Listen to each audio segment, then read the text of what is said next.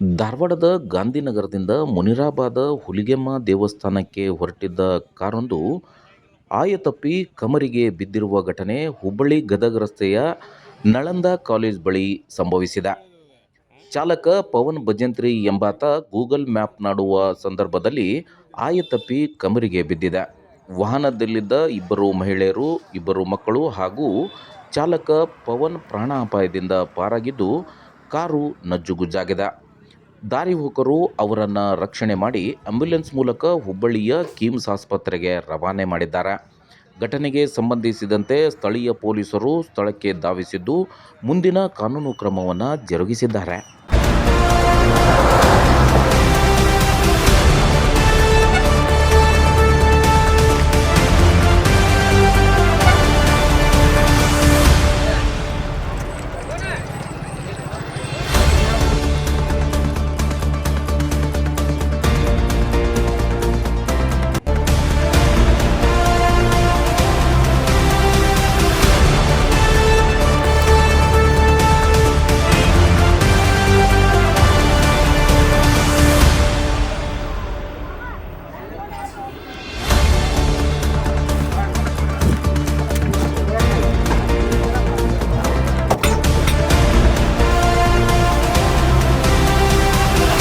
ಮತ್ತೆ ಬರ್ರಿ ನೀವು ಮತ್ತೆ ಯಾರಾದ್ರೂ ಇಲ್ಲಿ